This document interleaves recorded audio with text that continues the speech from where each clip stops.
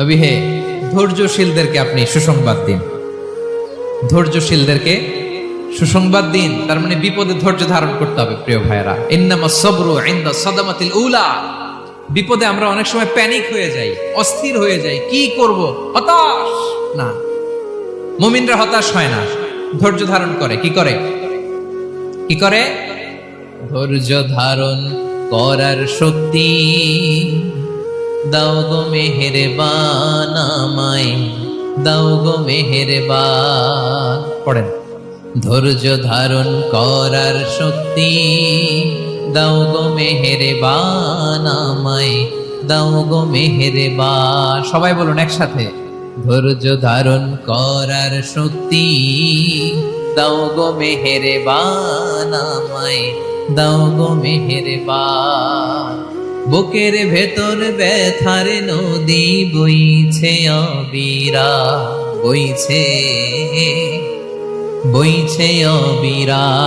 পড়ুন, ধৈর্য ধারণ করার শক্তি দাও গো মেহেরবান আমায়, দাও গো মেহেরবান। পড়েন আমিন। আল্লাহ যেন বিপদে আমাদেরকে ধৈর্য ধারণ করার তৌফিক দান করে। প্রিয় ভাইয়েরা, ধৈর্য এটা এমন একটা গাছ, যে গাছের সারা গায়ে কাটা, কিন্তু এই গাছের ফলটা বড় সুস্বাদু। আই রিপিট, আমি আবার বলছি, ধৈর্য এটা এমন একটা গাছ, যে গাছের সারা গায়ে কাটা, কিন্তু ফলটা বড় মিষ্টি, ফলটা বড় সুস্বাদু। সবাই ধৈর্য ধারণ করতে পারে না। বিষ্ণু ইসলামকে আল্লাহ তাআলা নানা সময় আশ্বস্ত করেছেন, সান্ত্বনা দিয়েছেন, আর ধৈর্যের বাণী শুনিয়েছেন। আল্লাহ বলেন, ফাসবির কামা সাবারা উলুল আজমি মিনার রাসূল। নবী হে, আপনার আগে দৃঢ় প্রত্যয়ী নবীরা যেরকম ধৈর্য ধারণ করেছে, আপনি ধৈর্য ধারণ করুন। সূরাতুল মুজাম্মিল আল্লাহ তাআলা বলছেন, ওয়াসবির আলা মা ইয়াকুলুনা ওয়াহজুরহুম হাজরান জামিলা। ওরা যাই বলুক, আপনি ধৈর্য ধারণ করুন, ওদের কথাকে ইগনোর করুন। Just ignore what they are saying to you. যা বলে আপনি জাস্ট ইগনোর করেন। ওরা বিষ্ণু ঈসা ইসলামের মনোবলকে ভেঙে দেওয়ার জন্য কখনো বিষ্ণু ঈসা ইসলামকে কবি বলে গালি দিত। কবি কি বলতো? শায়ের। কখনো বলতো মজনুন, পাগল। নাউজুবিল্লাহ পড়বেন না? পাগল বলে গালি দিত। মাঝে মাঝে বলতো কাহিন, গণক। মাঝে মাঝে বিষ্ণু ঈসা ইসলামকে তারা বলতো আবতার, লেস কাটা। মুহাম্মদ, তোমার ছেলে নাই, তোমার বংশ নির্বংশ হয়ে গেছে, তোমার নাম নেয়ার মতো কেউ নাই। আহা, কপাল পোড়া। গোটা বিশ্বব্যাপী বিষ্ণু ঈসা ইসলামের সুনাম সুখ্যাতি ছড়িয়ে দিয়েছে কে? আকাশ বাতাস মাড়িয়ে, সাত আকাশ ছাড়িয়ে আল্লাহর আরশ পর্যন্ত আল্লাহ তাআলা বিষ্ণুনবীর সুনাম সুখ্যাতিকে সুউচ্চ করেছেন। ঠিক কিনা বলেন? ইগনোর করুন। আপনাকে কবি বলে, গণক বলে, আপনাকে পাগল বলে, আপনাকে লেসকাটা বলে, জাস্ট ইগনোর দেন। বর্তমান সময়েও নানা ধরনের ট্যাগ আমাদেরকেও দেয় কি দেয় না বলেন? দেয়। আমাদেরকে কি বলে? মৌলবাদী বলে, বলে বলে ওই যে রাজাকার বলে। রাজাকার রাজাকার খেলার দিন শেষ। মন মতো হইলে মুক্তিযোদ্ধা, মন মতো না হইলে রাজাকার, এই দিন শেষ। ওই দিন আর নাই। এই কার্ড দিয়ে আর খেলার দিন নাই। এগুলো মানুষ আর খায় না এখন, এগুলো গিলে না আর। সাধারণ মানুষ বড্ড সচেতন। দেখেন, কালের বিবর্তনে, সময়ের আবর্তনে একই পরিক্রমা আমাদেরকেও ট্যাগিং করে। আমাদেরকে মৌলবাদী বলে, ব্যাকডেটেড বলে, রাজাকার বলে, জঙ্গি বলে, যুদ্ধাপরাধী বলে। আছে না এরকম? ওয়াসবির আলা মা ইয়াকুলুন, নিজের সাথে মিলায় নেন। যা বলে ধৈর্য ধারণ করো। ওয়াহজুরহুম হাজরান জামিলা, জাস্ট ইগনোর দেন, ভালোভাবে ইগনোর করেন, খালাস, সালাম দিয়ে কেটে পড়েন। তাহলে প্রিয় ভাইরা, এই বিপদ আপদ আমাদের পিছু ছাড়বে না, পিছু ছাড়বে না। নবীদের পিছু ছাড়ে নাই, আমরা কোথায়? আমরা আর কি? বিপদ আমাদেরকে ধৈর্য ধারণ করতে হবে, মনোবল হারাইলে হবে না। দেখেন বিশ্বনবী কিভাবে আপনাদেরকে সান্ত্বনা দেয়। বিশ্বনবী বলেন, আজাবান লি আমরিল মুমিন, মুমিনের ব্যাপারটা বড় আশ্চর্যজনক। ফাইন্না আমরাহু কুল্লাহু লাহু খাইর, মুমিনের জীবনে যা ঘটে সবটাই খাইর, সবটাই কল্যাণ। ইন আসাবাতহু সাররাউ শাকারা ফাকানা খায়রাল্লাহ ওয়া ইন আসাবাতহু দাররাউ সাবারা ফাকানা খায়রাল্লাহ। মুমিনের জীবনে যদি সুখ আসে তাহলে মুমিন শুকরগুজার হয়, এটা তার জন্য ভালো। আর যদি মুমিন জীবনে দুঃখ আসে তাহলে সে সবর ইখতিয়ার করে, এটাও তার জন্য ভালো। সুবহানাল্লাহ। তাহলে দেখেন, আমরা হয় সুখে থাকি নয় দুঃখে থাকি, ঠিক কিনা বলেন? তাহলে সুখের সময় আমরা শুকর করি, কি করি? শুকরগুজার হই। শুকরিয়া করাও একটা ইবাদত, শুকরিয়া করাও কি? আর দুঃখের সময় আমরা সবর করি, সবর করাটাও একটা। তাহলে আমাদের পুরো জীবনটাই ইবাদত, পুরো জীবনটাই সুখের সময় শুকর আর দুঃখের সময় সবর। আওয়াজ করে বলেন, সুখের সময় শুকর আর দুঃখের সময়। এই দুই ইবাদত মুমিন জীবনে চলমান, কন্টিনিউয়াস, একটা উইন উইন সিচুয়েশন। কি বলেন? উইন উইন হয়ে গেল না? যেই পরিস্থিতিতেই থাকে আমাদের জন্য লাভ। আল্লাহু আকবার। তাহলে প্রিয় ভাইরা, এটাই জীবনের বাস্তবতা। সবর আমাদেরকে ইখতিয়ার করতে হবে, হতাশ হওয়া যাবে না। অনেকে আমরা অল্পতে হতাশ হই। এই যে আমরা ধৈর্য ধারণ করছি, এর ফল পাচ্ছি না? দীর্ঘ 1.5 দশক ধরে ধৈর্য ধারণ করছেন না আপনারা? এখন মুক্তি, স্বাধীনতা, বিজয় এনে দিয়েছে কে? ধৈর্য ধারণ করুন। ধৈর্যের যে ফলাফল, এটা বড় মিষ্টি। ধৈর্য এমন একটা গাছ, এই গাছের সারা গায়ে কাটা, কিন্তু এর ফলটা বড় সুস্বাদু, এর ফলটা বড় মিষ্টি। ধৈর্য ধারণ করার অভ্যাস করতে হবে প্রিয় ভাইরা। মুমিন হতাশ হয় না, হাল ছেড়ে দেয় না। মুমিন ভরসা রাখে একজনের উপর, তিনি কে? লা তাইয়াসু মির রাউহিল্লাহ ইন্নাহু লা ইয়াইয়াসু মির রাউহিল্লাহি ইল্লাল কওমুল কাফিরুন। আল্লাহর রহ থেকে, রহম থেকে নিরাশ হয়ে যাও না। কাফির ছাড়া, অকৃতজ্ঞ ছাড়া কেউ আল্লাহর রহ থেকে, আশা থেকে নিরাশ হয় না। শয়তানের সবচেয়ে বড় মিশন হলো আমাদেরকে হতাশ বানানো, এটা খেয়াল রাখবেন। শয়তানের সবচাইতে বড় মিশন কি? আমাদেরকে হতাশ করে দেয়া। হতাশ বানাইতে পারলে সে সাকসেসফুল, খুশি। কিন্তু আমরা এত সহজে হতাশ হই না, আমরা নিরাশ হই না, আমরা বিপদে হাল ছেড়ে দেই না। আমরা ভরসা রাখি এক মহান সত্তার উপর, তিনি কে? মনে থাকবে, বিপদ আসলে ভেঙে পড়বেন, ভিসা না হইলে কান্নাকাটি শুরু করবেন, ব্যবসায় লস হইলে হাউমাউ, হতাশ হবেন, ভেঙে পড়বেন। ধৈর্য ধারণ করব আমরা। আওয়াজ করে বলেন, আমরা কি করব? সবর। বিপদ ট্যাকেল দেওয়ার প্রথম স্টেপ হচ্ছে সবর, ধৈর্য ধারণ করতে হবে। অবশ্যই সাবিরিন, ধৈর্যশীলদেরকে সুসংবাদ দাও। বিপদ থেকে বাঁচার দ্বিতীয় স্টেপ হচ্ছে এই বিপদ থেকে উত্তরণের চেষ্টা করতে হবে। কন্টিনিউয়াস প্রচেষ্টা চালিয়ে যেতে হবে। ওয়াল্লাযীনা জাহাদু ফিনা লানাহদিয়ান্নাহুম সুবুলানা। যারা আমার রাস্তায় চেষ্টা করে, প্রচেষ্টা করে, স্ট্রাগল করে, তাদেরকে আমি পথ দেখিয়ে দেই, সুবুল দেখিয়ে দেই, ওয়ে আউট দেখায় দেই, এক্সিট দেখায় দেই। কোথাও আটকাবেন না আপনি, আপনাকে এক্সিট দেখায় দিবে কে?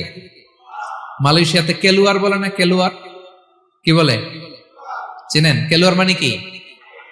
এক্সিট। এক্সিট পেয়ে যাবেন, আটকাবেন না আপনি জীবনে কোথাও। 3 নাম্বার, আল্লাহর উপর তাওয়াক্কুল করতে হবে বিপদ আসলে। ওমাইয়া তাওয়াক্কাল আলাল্লাহি ফাহুয়া হাসবুহ। আল্লাহর উপর যে তাওয়াক্কুল করে, আল্লাহই তার জন্য যথেষ্ট হয়ে যায়। তাহলে বিপদে প্রিয় ভাইরা আমরা প্যানিক হব না, ধৈর্য ধারণ করব, বিপদ থেকে উত্তরণের সর্বোচ্চ প্রচেষ্টা চালিয়ে যাব, আর ভরসা রাখবো একজনের উপর, তিনি কে? আর বিপদ আসলে এটাকে নেগেটিভলি নেবেন না সবসময়। বিপদ আপদ এটা অনেক পজিটিভ, ভালো জিনিস আমাদের জীবনে বয়ে নিয়ে আসে। শাইখুল ইসলাম ইবনু তাইমিয়া আলাইহি রাহমা, উনি বলতেন, খুব দামি কথা, খুব হেভি ওয়েট কথা, মনোযোগ দিয়ে শুনুন। তিনি বলতেন, যে নেয়ামত তোমাকে আল্লাহ থেকে দূরে সরায়, ওই নেয়ামতের চেয়ে বিপদ ভালো, যে বিপদ তোমাকে আল্লাহর দিকে ধাবিত করে। আই রিপিট, আমি আবারও বলি, যে নাজ নেয়ামত তোমাকে আল্লাহ থেকে দূরে সরিয়ে দেয়, সে নাজ নেয়ামতের চেয়ে ওই বিপদ আপদ ভালো, যেই বিপদ আপদ তোমাকে আল্লাহর কাছে টেনে দেয়। তাহলে বিপদ আপদ আসলে আপনি হতাশ হবেন? আর কখনো দুঃখ করবেন? মোয়ারের ভাইয়েরা, আর মন খারাপ করবেন? আপনি খেয়াল করে দেখেন, বিপদ আসলে আমরা আল্লাহরে ডাকি বেশি। যখন অসুস্থ আপনি খেয়াল করেন তো, আল্লাহ আল্লাহ তুমি ছাড়া বাঁচানোর কেউ নাই, আল্লাহ আল্লাহ তুমি হেফাজত করো, আল্লাহ তুমি সুস্থ করে দাও। যখন লাইফ থ্রেট, দেখেন আপনি গুম হয়ে যেতে পারেন, আপনার কারাবন্দী করতে পারে, এরকম একটা বিপদের মধ্যে আছেন, তখন খেয়াল করেন তো আল্লাহর সাথে আপনার কানেক্টিভিটি, রিলেশনশিপটা কতটা ডেভেলপ হয়। কারণ বিপদে পড়লে আমরা আল্লাহরে ডাকি বেশি। তাহলে বিপদ আপদেরও কিছু পজিটিভ সাইড বা দিক আমাদের জীবনে আছে না নাই? অনেক পজিটিভ দিক আছে, কয়েকটা শেয়ার করি। এক নাম্বার পজিটিভ সাইড তো বললাম, ইমাম ইবনু তাইমিয়া যেটা বললেন। এরপরে হচ্ছে মাঝে মাঝে আল্লাহ তাআলা আমাদের মর্যাদাকে আপগ্রেড করতে চায়, এলিভেট করতে চায়। আপনি ধরেন কোন একটা এয়ারলাইন্সের রেগুলার প্যাসেঞ্জার টিকিট কাটেন, মাঝে মাঝে হঠাৎ করে দেখবেন কাউন্টারে গেলে তারা বলে you are upgraded to business class, অথবা you are upgraded to first class.